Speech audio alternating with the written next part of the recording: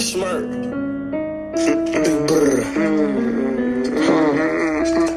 You know something bad for me, shit. Yeah, I get it. It's blood, huh? I got my own fight, don't need security in the club. All they wolfing on the neck. I thought you was a thug. I ain't got nowhere to go. I shot up everywhere they would. Yeah, you know who took this. You come get it back in blood. Brr, brr. Come get it back in blood. We ain't mask up, no Dodger. Know who it was. It's story like the 80s. Want some back, get it in blood. Yeah, you know who took this. You come get it back in blood. Killer ain't dead, you should wear no RP shirt. We had 300 shots up in the car before we picked up dirt.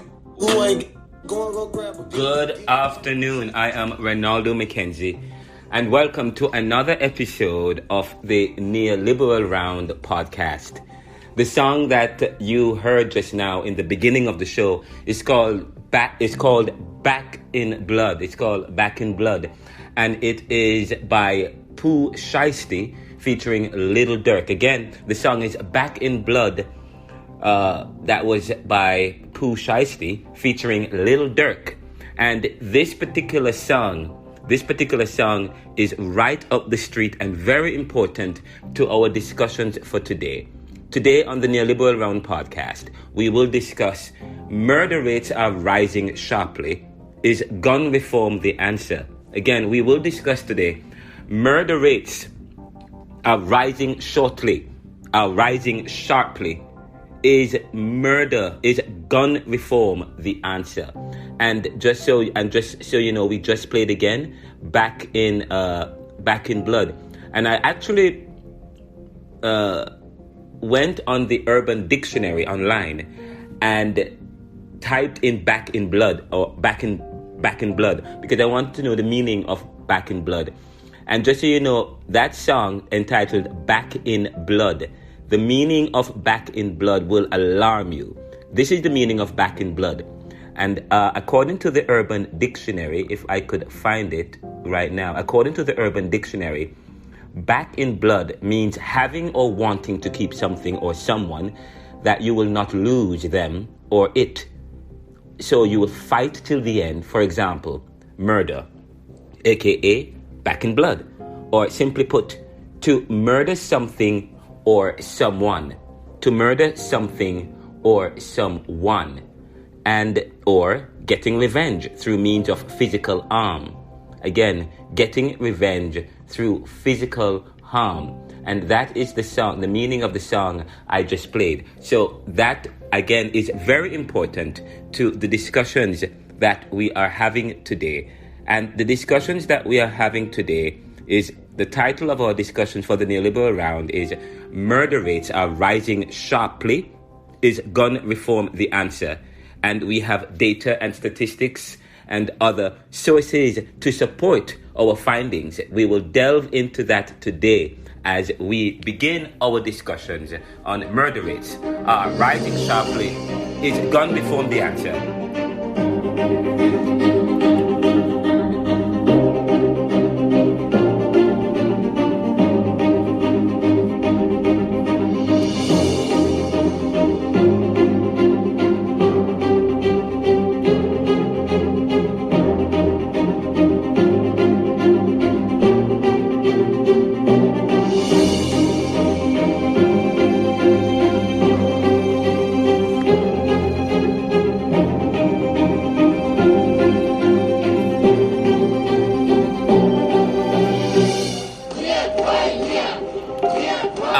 Ronaldo McKenzie, and again, this is the Neoliberal Round podcast, and we are discussing today murder rates are rising sharply in the US.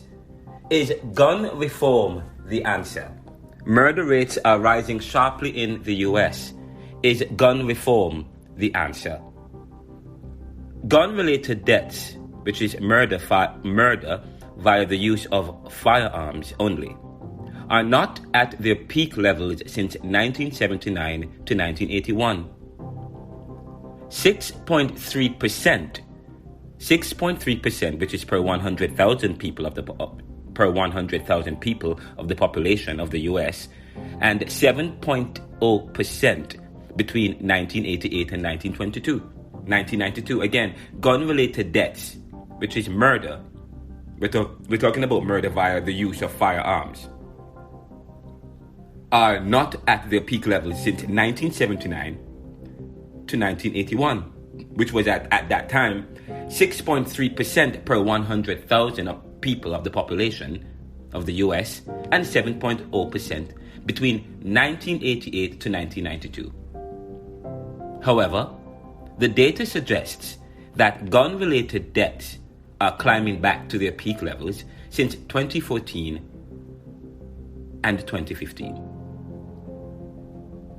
From their low levels of 4.0% between 1996 to 2014.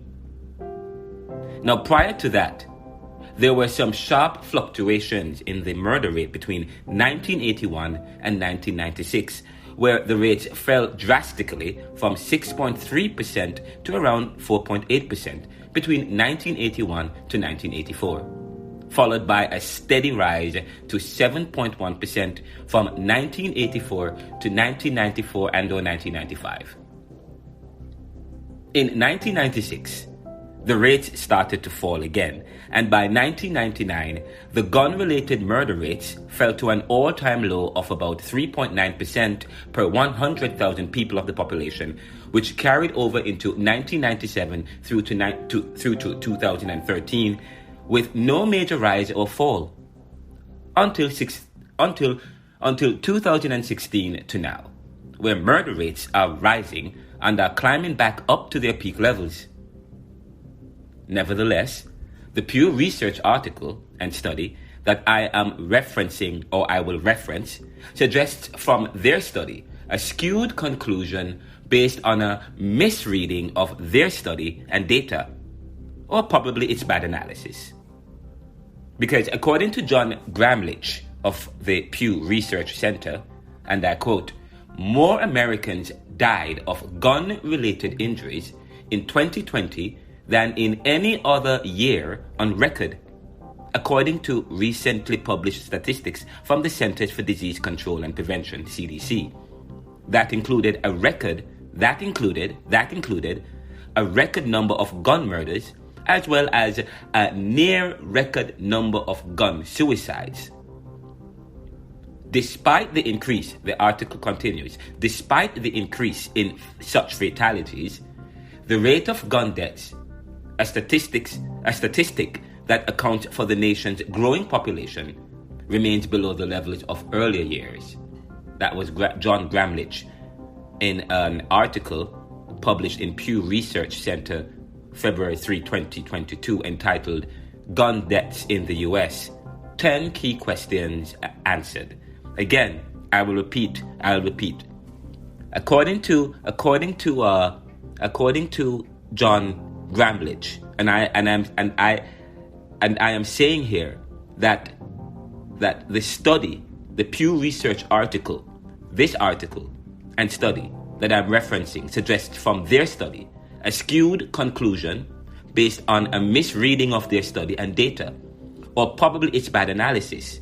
Because according to John Gramlich of the Pew Research Center, in his article entitled Gun Deaths in the US, 10 Key Questions Answered, he says, and I quote, more Americans died of gun-related injuries in 2020 than in any other year on record, according to recently published statistics from the Centers for Disease Control and Prevention, CDC. That included, the article continues, a record number of gun murders as well as a near record number of gun suicides.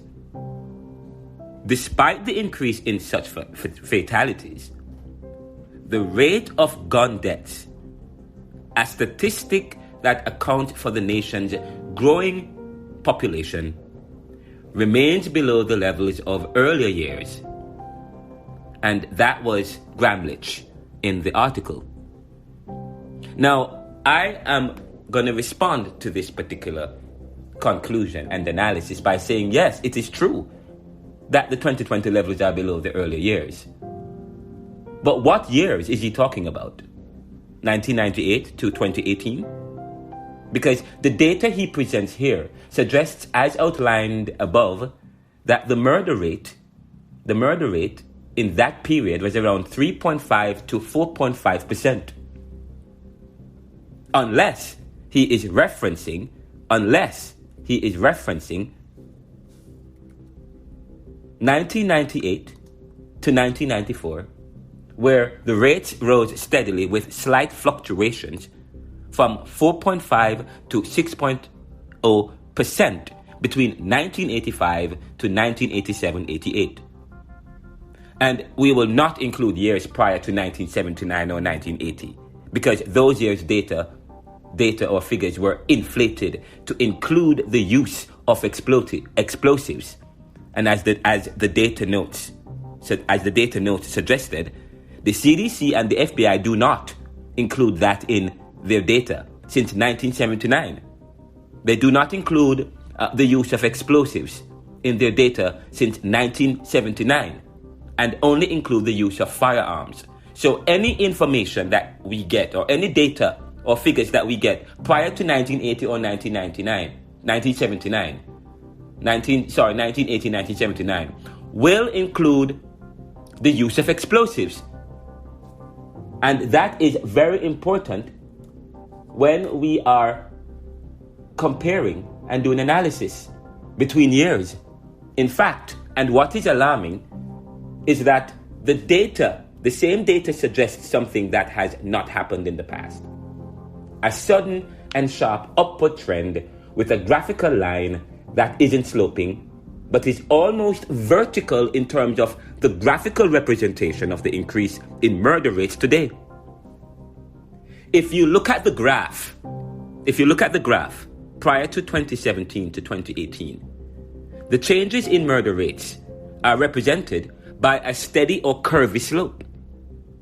But between 2017 and 2018 to 2020 to 2021, the increase is sharp and sudden and represented by a straight line that is almost vertical, rising from 4.5 to 6.2%. 4.5 to 6.2% in just 2 to 3 years, and climbing and climbing. Interestingly enough, we must point out here that suicides account for most of the gun-related deaths in the US. Suicides. Therefore, Gramlich's conclusions here that despite the increase in such fatalities, the rate of gun deaths, a statistic that accounts for the nation's growing population, remains below the levels of earlier years, is misleading, as it does not account for periods where the rates were lower, and even years where the data included other weapons, explosives, which must be accounted for when making judgments based on comparative analysis about data. And I'm going to repeat that again. Therefore, based on what we have just pointed out, Gramlich's conclusion here that despite the increase in such fatalities, the rate of gun deaths, a statistic that accounts for the nation's growing population, remains below the levels of earlier years, we're saying that is misleading, as it does not account for periods where the rates were lower, and even years where the data included other weapons, and we're talking about explosives, which must be accounted for when making judgments based on comparative analysis about the data.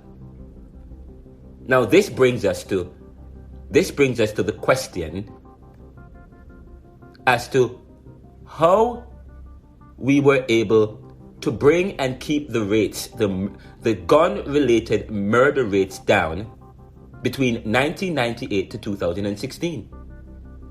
What policies on gun reform did they apply? Now, we can answer that question for the policies, or regarding the policies, regarding gun reform. And again, I said we can, the question, let me repeat the question again. This brings us to the next question as to how we were able to bring and keep the rates down between 1998 to 2016. What policies on gun reform did they apply in those periods?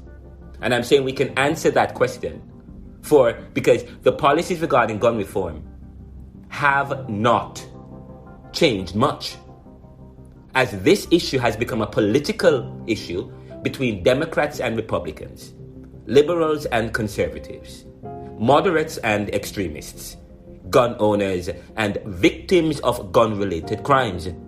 Depending on where or which side you're on these groups, will determine your position on gun reform. But the divide is exemplary. It is exemplary. And gun owners are unwilling to give up or adjust their Second Amendment right, the right to bear arms, which is an American right that is derived within a time when their independence was threatened by England. Thus, the amendment ensures that every American was able to protect state, country, and their new national sovereignty and freedoms. Now, in retrospect, in wartime, countries arm their citizens as a means of and to provide an extra layer of military defense. Say, for example, in Ukraine, to protect them from the Russian invaders who are advancing on their territory, the Ukrainian government armed their citizens, making weapons accessible to them. Comparatively, America is not at war. However, Americans have become in love with their guns, and guns have become no longer a thing to protect country, but to sport, hunt, make profit, or to commit gun-related crimes. Again, comparatively, because we said earlier a very important point that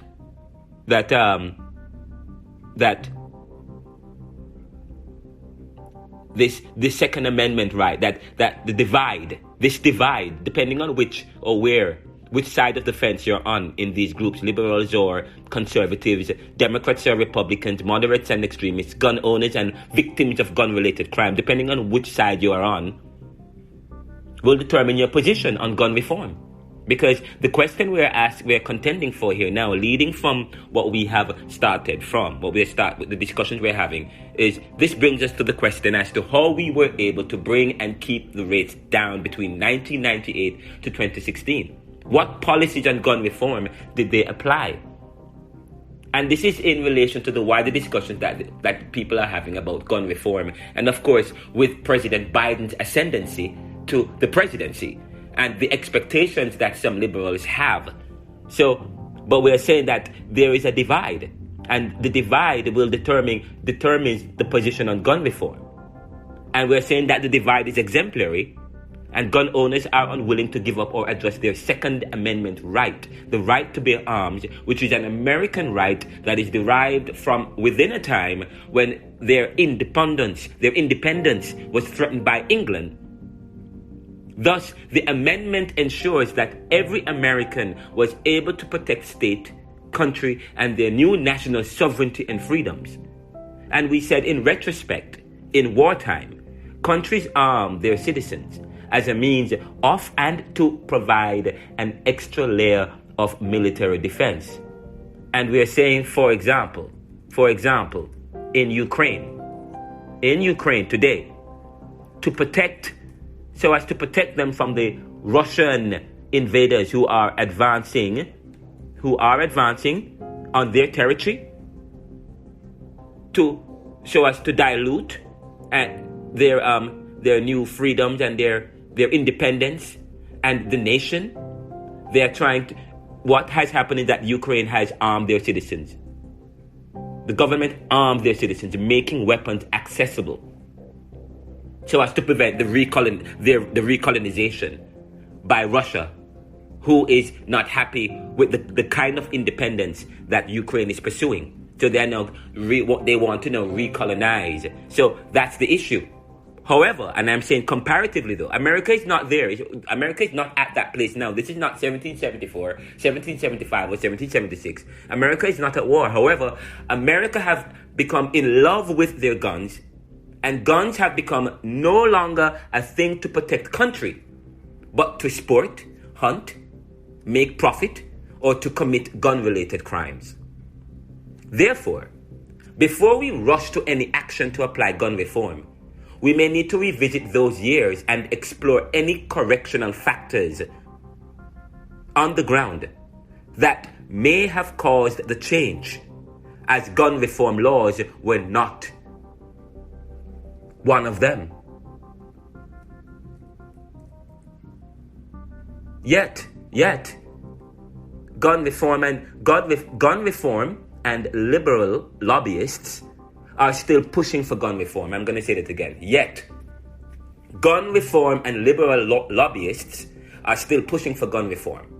In fact, a recent Politico article entitled "A Year in President Biden's Bold Gun Reform Agenda Remains Largely Aspirational," and that's actually the title of the article. It says, "A year in President Biden's bold gun reform agenda remains largely aspirational," which was written by Chip Brownlee, suggested that, and the article, this is what the article suggests, that, and I quote, "Gun reform advocates who supported Biden have been frustrated by the president's failure to get any significant reform legislation through a Democratic Congress."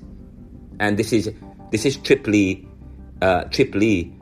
in the article entitled "President Biden's Bold Gun Reform Agenda Remains Largely Aspirational," and it was written January 5, 2022, and it is called "What Happened to Biden's Progressive Gun Reform Agenda." So the article goes on to say that many gun reform, and I quote, "Many gun reform advocates say they are disappointed by how little Biden has accomplished in his first term. His record pales in comparison to the expansive agenda he ran on in 2020.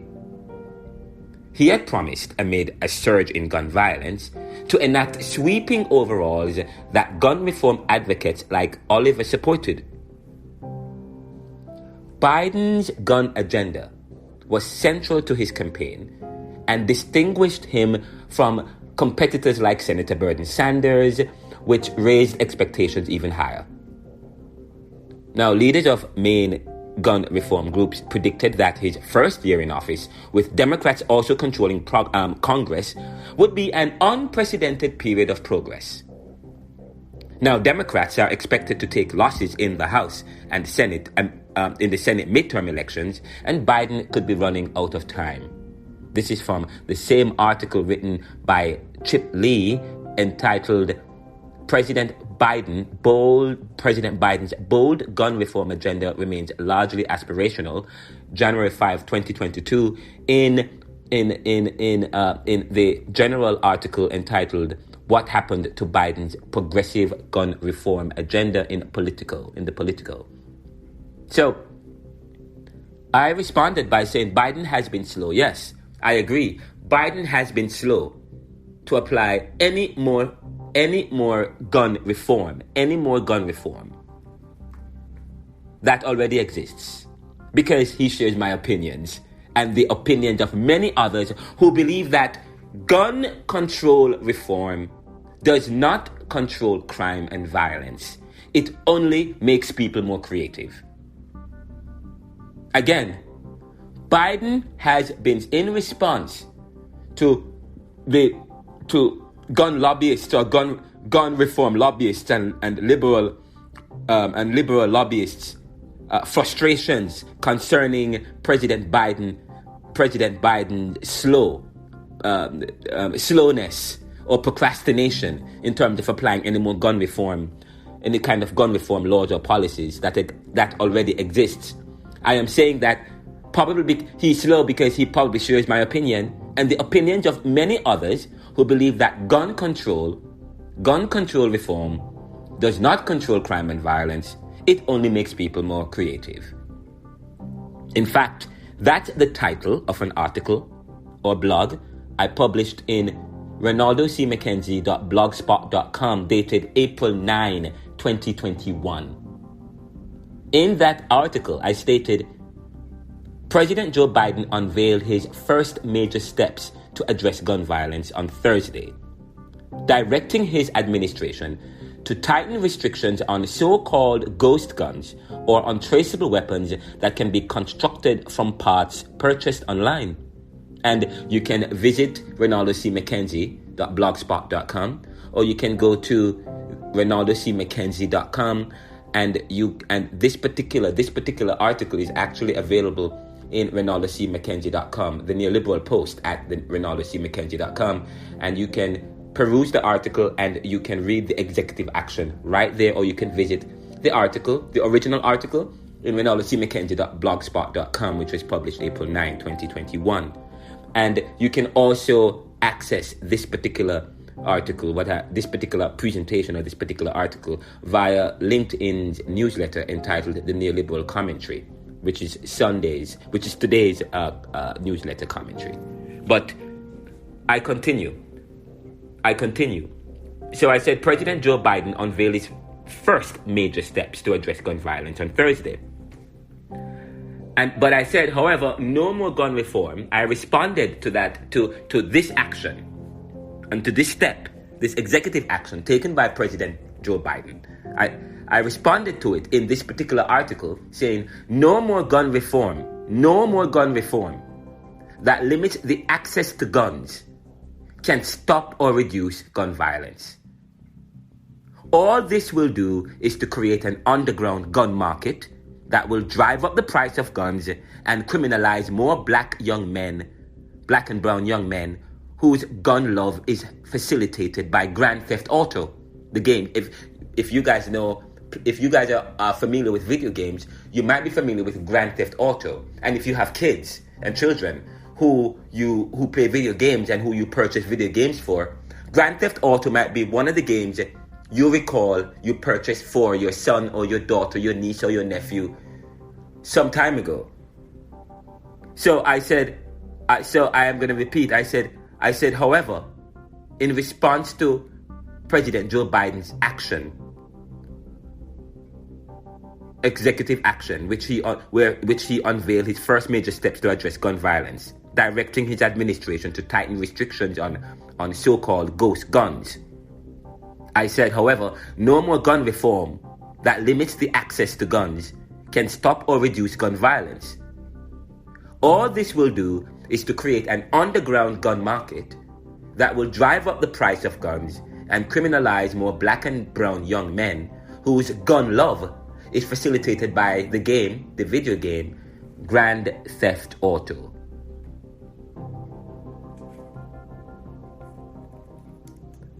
Now, and I'm going to continue by saying, visit Jamaica. And just so you know, please remember, if you during the prohibition, the years of prohibition, when access to liquor was hard to come by and it was illegal to access certain liquor, the crime and violence and the crippling effects that resulted from that are the lessons we should learn. Because although there were efforts to prohibit access to liquor, people still had access to it. But it created an underground market. It created the mob. It created a situation where some people could exploit this situation. And it's not just the mob, but almost everyone and almost every sector of society that was interested in profiting from this embarked on an effort and some endeavor to profit from it, creating huge losses in society, human losses in society.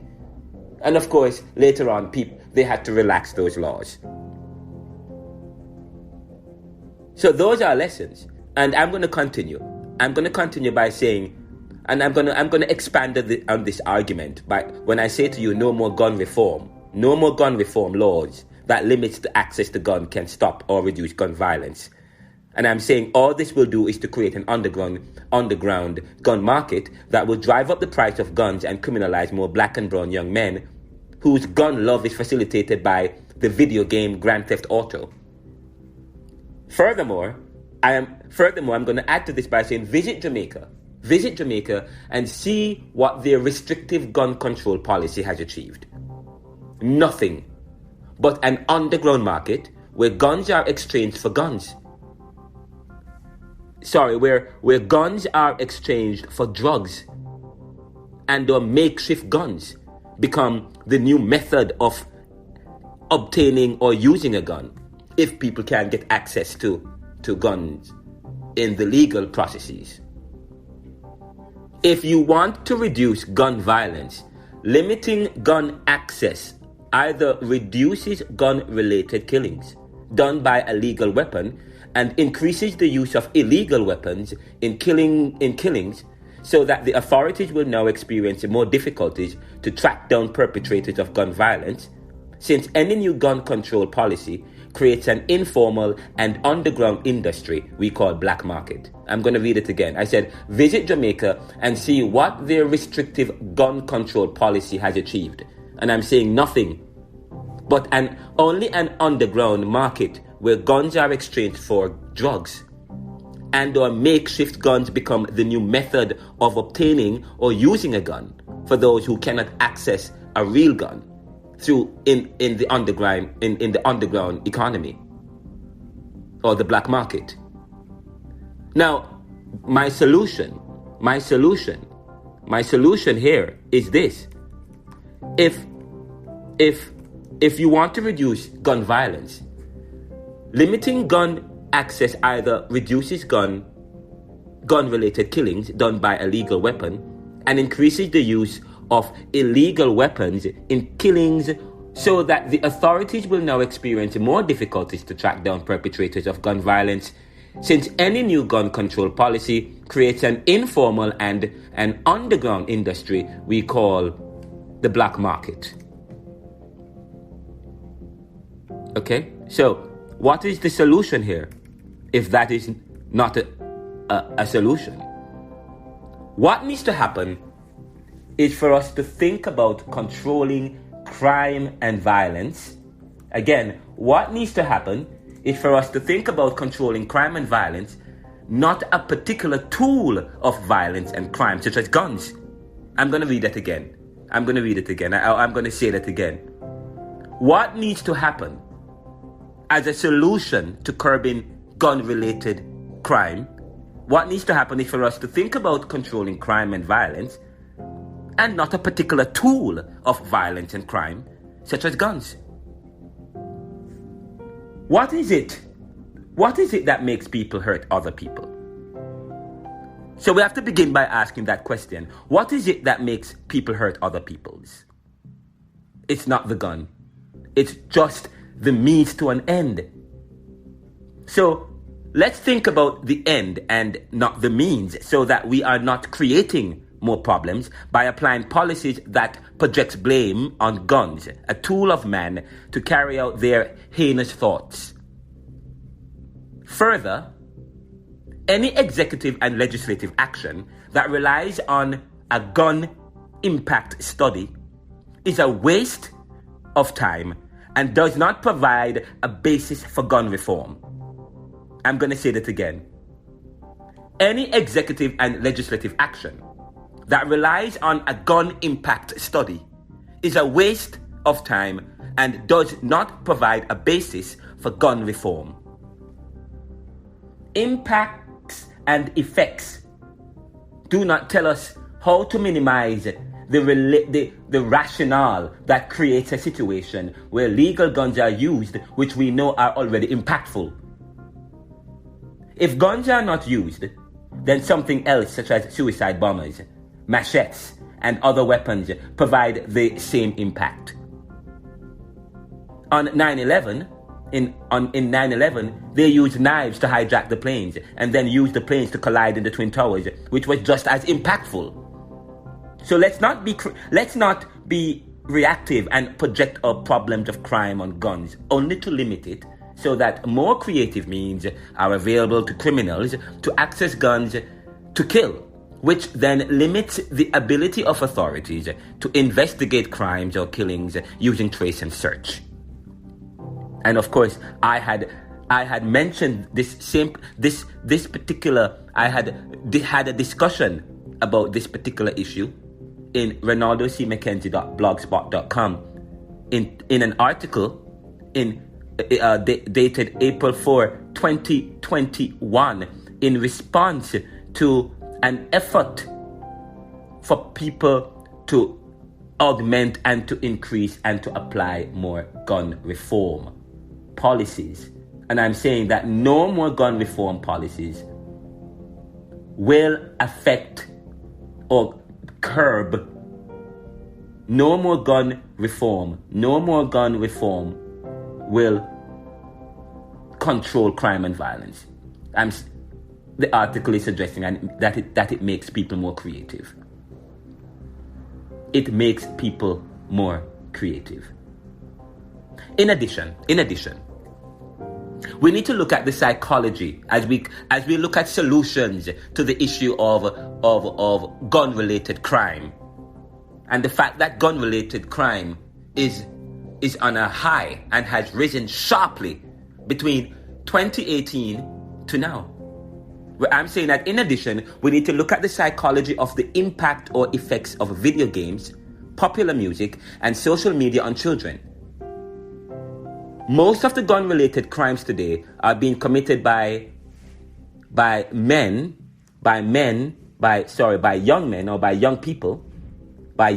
or young people below the age of 26. So if you study the data, it suggests that murder rates before 2013 were at least steady and or way below past years, even with the financial crisis of 2008 up to 2013. So coupled with that is the rise in social media, access to information, and more violent games that glorify and promote guns and gun-related crimes. So when you look at the data then, the new kids who are now being primarily socialized by social media and video games instead of the church, mosques, and responsible adult family homes with guidelines and principles, they are now committing majority of the crimes even without the use of legal guns. The data suggests. This is a very important point here. When you look at the data and the sharp rise in gun-related crimes from 2013 up to now, but it fluctuated a bit between 2013 and 2016, but it has risen sharply, a sudden and a vertical rise between 2017 to now, a sharp increase. And I'm saying, when you compare that, when you look at who are the people committing the crimes, the majority of the crimes today, young people below the ages of 26. And when you also look at socialization within society, and you look at the new kids who are committing the crime, prior to 2013, and even up to now, what we find is a situation where kids are now being socialized heavily by social media, by popular culture and music. And earlier we started the show by playing a song entitled "Back in Blood" by Pooh Shiesty featuring Lil Durk. And I deliberately played that music at the beginning And I defined for you the meaning of the word back in blood using an urban or Ebonics dictionary, which means to commit murder, which means if it means I am going to hold on to what I have, even if it means suicide. You see what's happening with Russia and Ukraine? Look what's happening in Russia. Russia wants to hold on to their Russian value and their Russian power. And they're willing to do so back in blood, even if it means homicide, even if it means to commit genocide. And if you listen to my podcast yesterday or day before yesterday, where I talk about where I shared with you guys an article published by the Russian news agency calling for genocide or the destruction of Ukraine. They're saying they're justifying the destruction of Ukraine or genocide of Ukraine or Ukrainians because they want to protect what they have. They want to hold on to some value, and so they're willing to get it back in blood. And the song that I played for you suggests this. This is what children are exposed, and children are conditioned. And our children, when we talk about how people learn, and how children develop. When you look at developmental psychology and looking at how children develop and how children learn through certain socializational means. We talk about the conditional theory. Yes, we talk about agents of socialization within society. We talk about the school, we talk about the family, we talk about the church.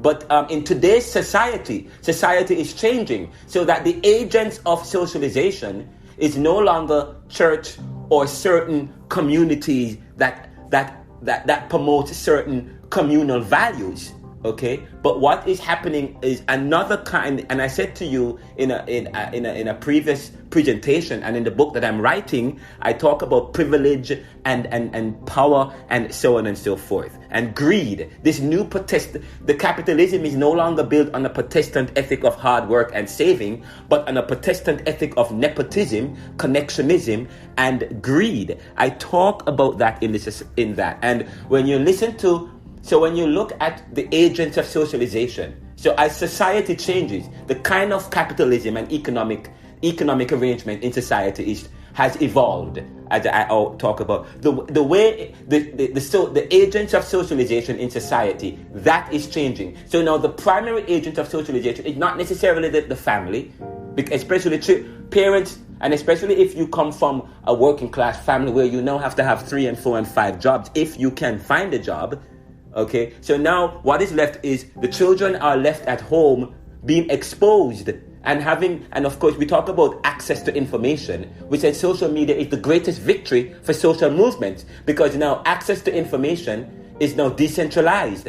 So we talk about who controls the narratives. You don't have one person that controls the narrative. It is now decentralized, and that is good because when you have one person controlling the narrative, then it creates an opportunity for them to usurp the information and to promote a particular information that promote, maintain, or increase their hold on power and their position. We talk about that, okay, the information, but when we talk about information, even if information and if social media provides value for society, and it also helps to protect against people, despots and totalitarians through information or using information as a strategy to promote discrimination and so on and so forth.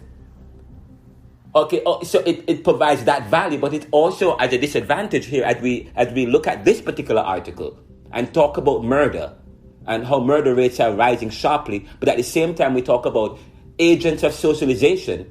The new kids are now committing the crime, and we're talking about certain values in societies are changing.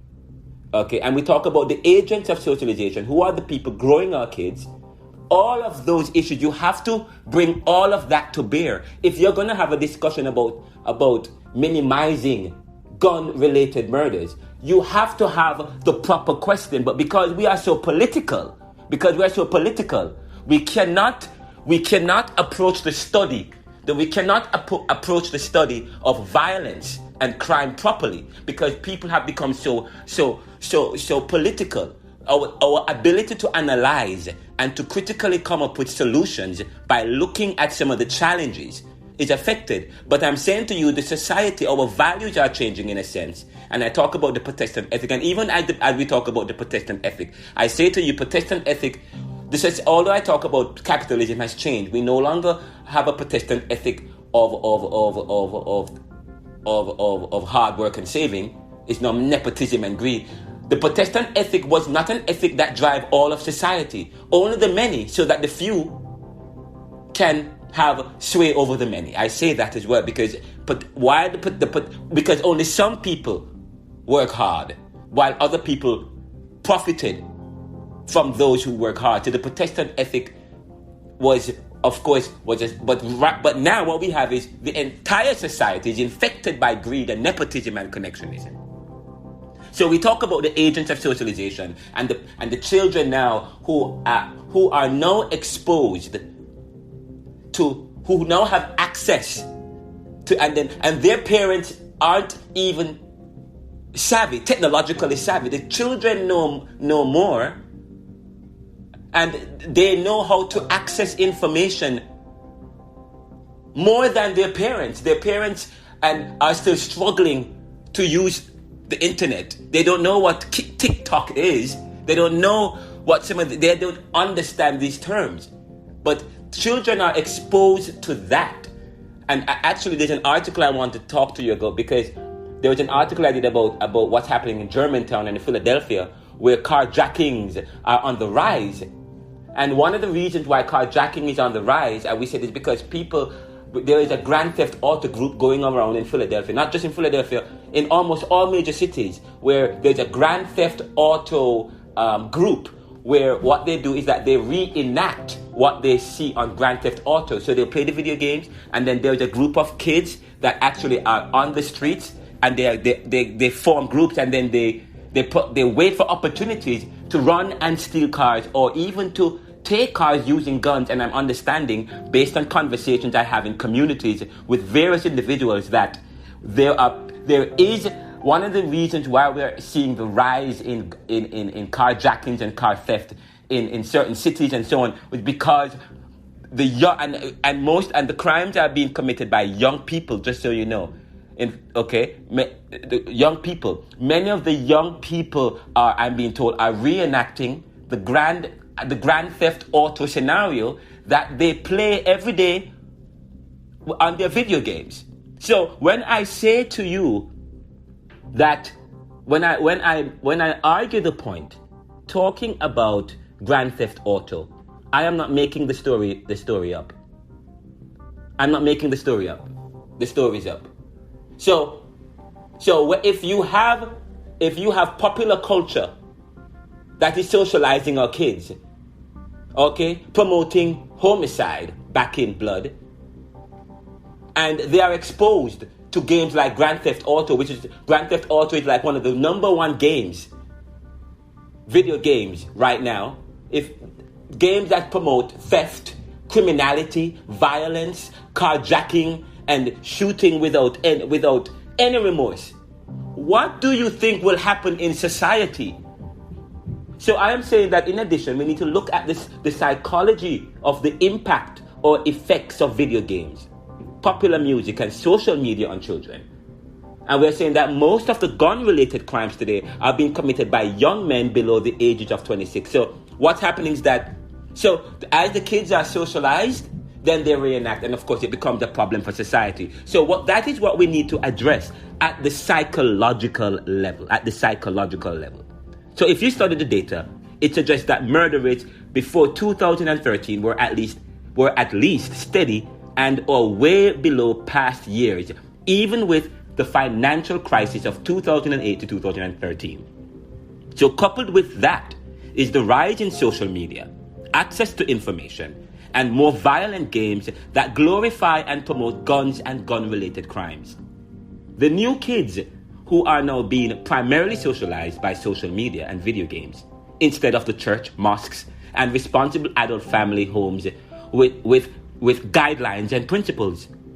They are now committing majority of the crimes even without the use of legal guns. the data suggests, based on my analysis of the data. Further, most of the guns are occurring in poor black and brown communities and in heavily populated regions, we're talking in cities, that have been ravaged by COVID and have become the epicenters of the opioid crisis. Businesses were shut down and many relied heavily on welfare, COVID stimulus, and unemployment benefits, which also became a main source of contention in these communities as they fight over the benefits. Yet they were scarce. The benefits were scarce enough.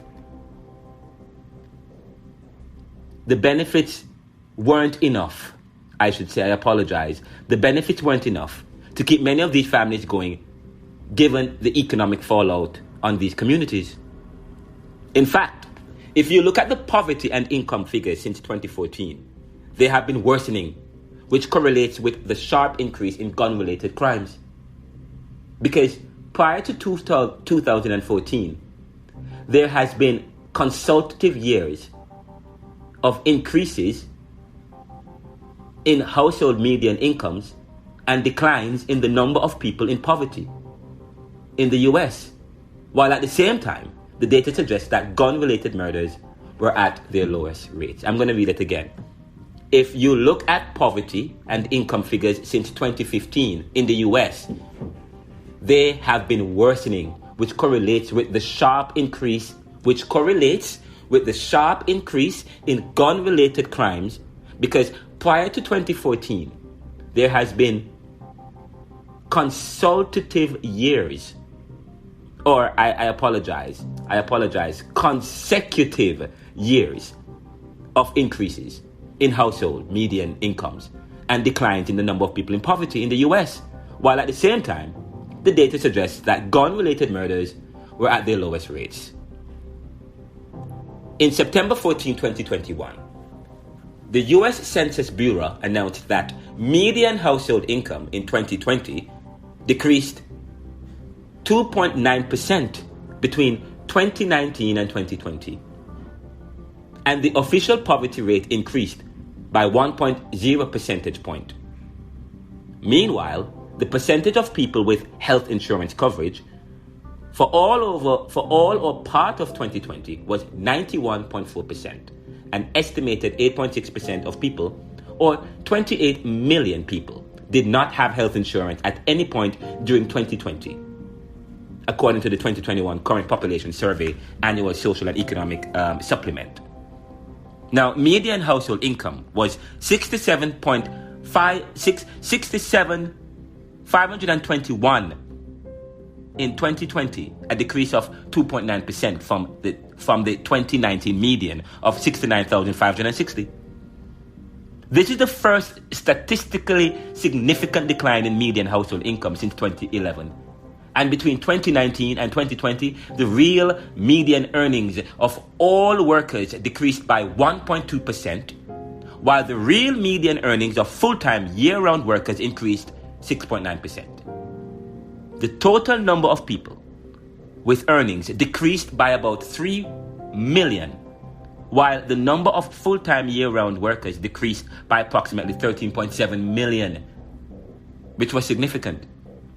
The official poverty rate in 2020 was 11.4%, up 1.0 percentage point from 2019. This is the first increase in poverty after 5 consecutive annual declines, according to the article. And in 2020, there were 37.2 million people living in poverty, approximately 3.3 million more than in 2019. I'm going to read it again. The official poverty rate in 2020 was 11.4% of the population, up 1.0 percentage point from 2019. This is the first increase in poverty after 5 consecutive annual declines. In 2020, there were 37.2 million people living in poverty, which is approximately 3.3 million more than in 2019.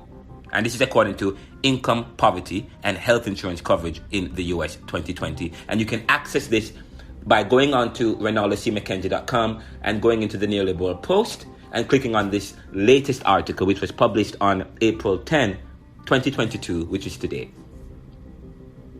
In closing, if we are to truly deal with crime, we may not need to first reform gun laws, but fix issues of poverty and income distribution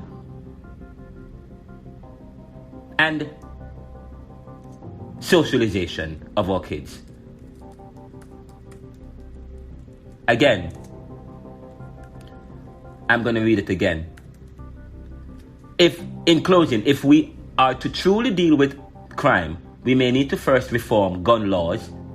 We may not need to first reform gun laws, but fix issues of poverty and income distribution and how our kids are being socialized.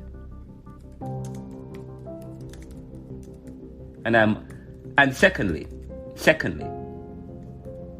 the data we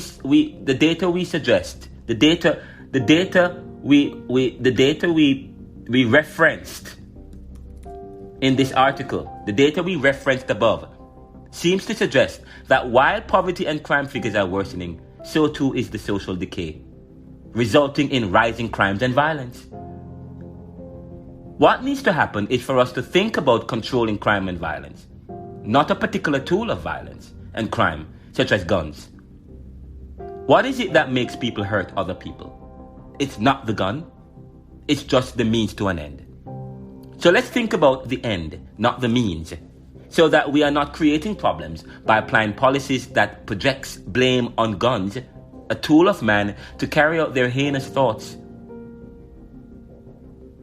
I will end as I began by sharing the lyrics of the number 10 song on the 2021 music billboards and the number 1 rap song on the 2021 billboards entitled Back in Blood. And notice this violent song that socializes our children and that promotes violence and homicide is the number 1 song on the American music billboard. The number 1 song means that millions of Americans, it's the number 1 song because it's the number 1 played song and downloaded song and purchased song.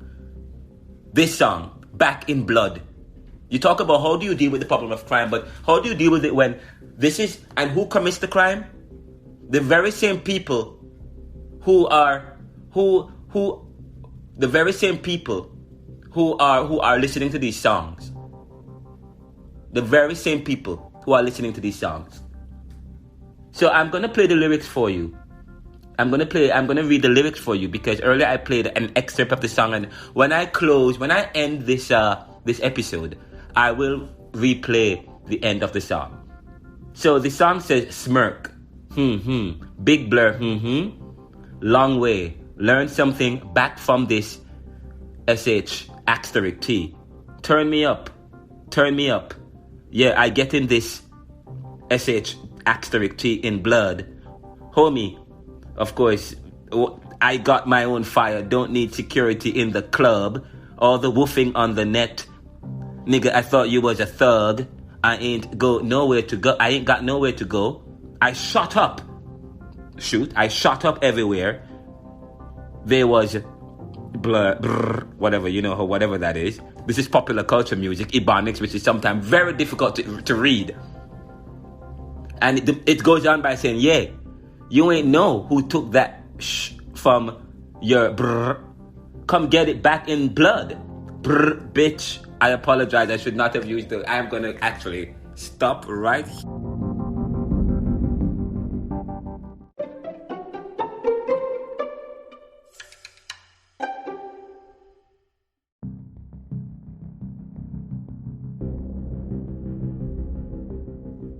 Welcome back to the Neoliberal Round podcast. And earlier we were trying to read the lyrics of the song written by Shiesty Poo featuring Little Dirk called Back in Blood.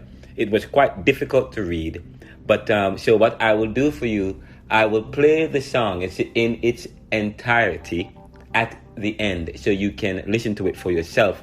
And you can go on my website, ReinaldoCMcKenzie.com, or you can visit go on my LinkedIn page, Reverend Ronaldo-C. McKenzie, and go to the Neoliberal commentary, where this is the article for discussion today, and I lay out the lyrics for you, and you can actually type in the lyrics of the song by going online. But I wanted to make the point as I wrap up. I said earlier that while social media and the access to information, more access to information is valuable for society, it also provides an opportunity it also facilitates the access of information, or the kind of it being in the wrong hands. So, for example, children who need adult presence to help them distill the stimuli that is coming at them. Because if children have access to information, they also need help to part of the learning process is for adults to provide an environment where they can provide an opportunity to help them to distill some of the information and the stimuli that is coming at them. But if children have unfettered access to information or social media, or to certain kind of negative agents of society that breeds hate, violence, and destruction, then the kind of reckless and unethical, immoral, and soulless crimes and violence that's taken a hold of society will continue. So we hope that as a society we can work together, effectively responding to some of the issues or the challenges that breeds problem, without reacting by providing political talking points when we are trying to provide effective solutions to some of the challenges of society. And it means we have to study and analyze critically. It means we have to go beyond ourselves, because there are those people who benefit from promoting certain music. And we talk about the issue of greed, which is the downfall of greed. So, okay. We talk about guns and depending on what side of the fence you are on. But the decision, even if you are a victim of gun or of the gun, or you have family or friends who are victims of guns, then that does not necessarily mean that we are going to react by saying we should reform gun in a particular way. That does not necessarily address the issue. What needs to happen is a proper study and analysis, lifting up some of the very same points and the very same issues that we have raised regarding socialization, video games, music, popular culture, poverty and income inequality, and household incomes. And of course, the issue of greed. Those are some of the issues that we may have to also contend with as we come up with effective solutions to minimizing and mitigating the murder rate problem.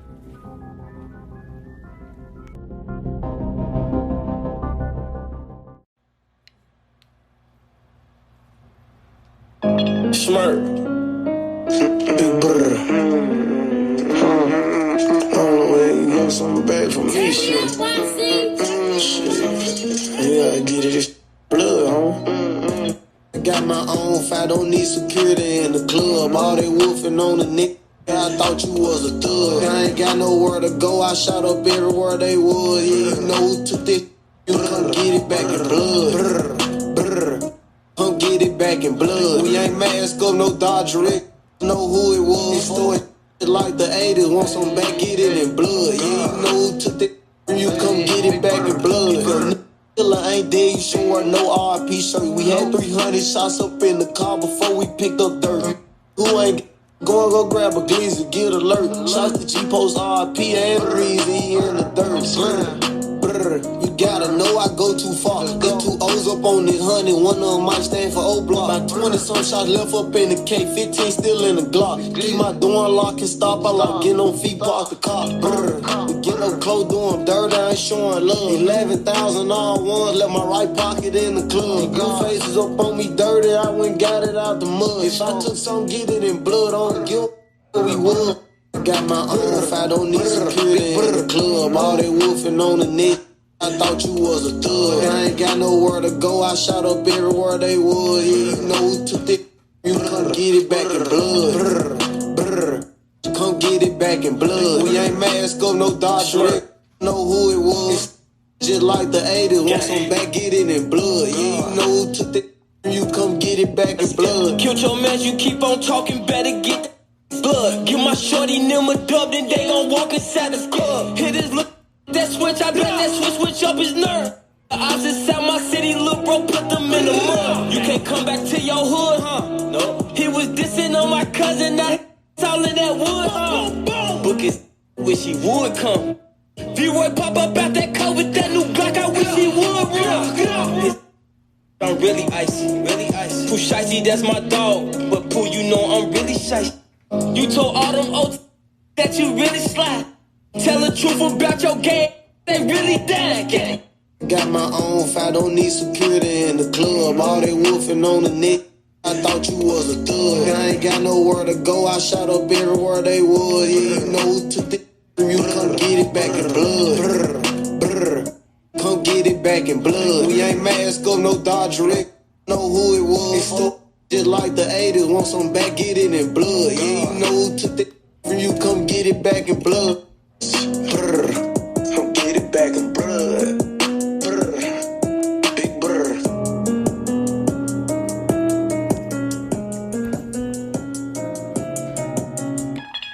Thank you for listening to the Neoliberal Round podcast, brought to you by Anchor.fm from Spotify and the Neoliberal Round Corporation, https theneoliberal.com or ReinaldoCMcKenzie.com.